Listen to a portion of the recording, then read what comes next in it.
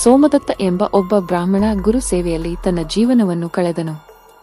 ಆದರೆ ಒಂದೇ ಒಂದು ತಪ್ಪು ಅವನನ್ನು ಭಯಾನಕ ರಾಕ್ಷಸನನ್ನಾಗಿ ಮಾಡಿತು. ಆ ತಪ್ಪು ಏನು ಗೊತ್ತಾ? ಅವನು ಅದರಿಂದ ಹೊರಗೆ ಬಂದನ. ಈ ಕಥೆಯನ್ನು ಸಂಪೂರ್ಣವಾಗಿ ಕೇಳಿ. ಸೋಮದತ್ತನು ಗೌತಮ ಮಹರ್ಷಿ ಅವರ ಶಿಷ್ಯನಾಗಿದ್ದನು. ಅವನು ತನ್ನ ಗುರುಗಳಿಗೆ ಅಪಾರ ಭಕ್ತಿಯಿಂದ ಸೇವೆ ಮಾಡುತ್ತಿದ್ದನು. ಗುರುಗಳು ಅವನಿಗೆ ಜ್ಞಾನ, ವಿದ್ಯೆ ಮತ್ತು ಧರ್ಮವನ್ನು ಕಲಿಸಿದರು. ಅವನ ಜೀವನ ಧ್ಯಾನ ಮತ್ತು ಭಕ್ತಿಯಲ್ಲೇ ಕಳೆಯುತ್ತಿತ್ತು. ಒಂದು ದಿನ ಸೋಮದತ್ತನು ಮಹಾದೇವನ ಆಳವಾದ ಧ್ಯಾನದಲ್ಲಿ ಮುಳುಗಿದ್ದನು. ಅದೇ ಸಮಯದಲ್ಲಿ ಗುರುಗಳಾದ ಗೌತಮರು ಅಲ್ಲಿಗೆ ಬಂದರು. ಆದರೆ ಅವನು ಗುರುಗಳ ಆಗಮನವನ್ನೇ ಗಮನಿಸಲಿಲ್ಲ. ಇದು ಗುರು ಅವಮಾನವಾಗಿತ್ತು. ಇದನ್ನು ಮಹಾದೇವರು ಸಹಿಸಲಿಲ್ಲ.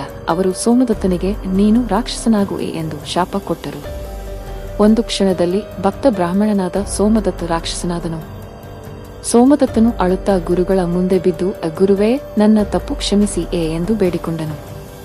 ಆಗ ಗೌತಮ ಮಹರ್ಷಿಗಳು ಶಾಂತವಾಗಿ, ಹೆದರಬೇಡ, ನಿನ್ನ ಶಾಪ ಕೇವಲ 12 ವರ್ಷಗಳಷ್ಟೇ. ಅನಂತರ ರಾಮಾಯಣ ಕೇಳು, ನೀನು ಮುಕ್ತನಾಗುತ್ತೀಯ ಎಂದು ಹೇಳಿದರು. ಆ ನಂತರ ಸೋಮದತ್ತನು ರಾಕ್ಷಸನಾಗಿ ಜನರನ್ನು ತಿನ್ನುತ್ತಾ, ಕಾಡುಗಳನ್ನು ನಾಶ ಮಾಡುತ್ತಾ, ಎಲ್ಲರಿಗೂ ಭಯವನ್ನುಂಟು ಮಾಡುತ್ತಿದ್ದನು. ಅವನ ಜೀವನ ಸಂಪೂರ್ಣ ಕತ್ತಲೆಯಾಯಿತು. ಒಂದು ದಿನ ಕಾಡಿನಲ್ಲಿ ಒಬ್ಬ ಮಹರ್ಷಿ ನಡೆದು ಬರುತ್ತಿದ್ದರು. ಅವರು ಗರ್ಗ ಮಹರ್ಷಿ. ರಾಕ್ಷಸನಾದ ಸೋಮದತ್ತನು ಅವರನ್ನು ನೋಡಿ, ಇವನು ನನ್ನ ಆಹಾರ ಎಂದು ಯೋಚಿಸಿದನು. ಆದರೆ ಅವರು ಶ್ರೀರಾಮ ಶ್ರೀರಾಮ ಎಂದು ಜಪಿಸುತ್ತಿದ್ದರು. ಆ ರಾಮನಾಮವನ್ನು ಕೇಳಿದಾಗ ಏನೋ ವಿಚಿತ್ರ ಸಂಭವಿಸಿತು. ರಾಕ್ಷಸನಾದ ಸೋಮದತ್ತನ ಹೃದಯ ಕರಗಿತು. ಆ ರಾಕ್ಷಸನು ತನ್ನ ಶಾಪದ ಬಗ್ಗೆ ಗರ್ಗರಿಗೆ ಹೇಳುತ್ತಾನೆ. ಅವನು, ನಾನು ಸಾವಿರಾರು ಪಾಪಗಳನ್ನು ಮಾಡಿದ್ದೇನೆ, ಆದರೆ ಈಗ ನನ್ನ ಮನಸ್ಸು ಬದಲಾಗಿದೆ. ನನ್ನನ್ನು ರಕ್ಷಿಸಿ, ದಯವಿಟ್ಟು ರಾಮಾಯಣವನ್ನು ಉಪದೇಶಿಸಿ ಎಂದು ಕೇಳಿದನು. ಗರ್ಗ ಮಹರ್ಷಿಗಳು ಹೇಳಿದರು, ಎಲ್ಲಿ ರಾಮನಾಮವಿದೆ ಅಲ್ಲಿ ತ್ರಿಮೂರ್ತಿಗಳು ನೆಲೆಸಿರುತ್ತಾರೆ.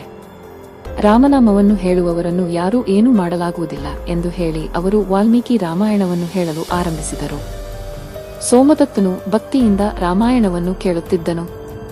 ಕೆಲವು ದಿನಗಳ ನಂತರ ಅವನ ಶಾಪ ದೂರವಾಯಿತು. ಸೋಮದತ್ತನು ದಿವ್ಯ ರೂಪವನ್ನು ಪಡೆದು ವಿಷ್ಣು ಲೋಕವನ್ನು ಸೇರಿದನು.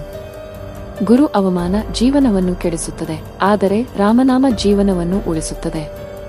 ನಿಮಗೆ ಈ ಕತೆ ಇಷ್ಟವಾದರೆ ಜೈ ಶ್ರೀರಾಮ್ ಎಂದು ಕಾಮೆಂಟ್ ಮಾಡಿ ಮತ್ತು ಇನ್ನಷ್ಟು ಕತೆಗಳಿಗಾಗಿ ಸಬ್ಸ್ಕ್ರೈಬ್ ಮಾಡಿ.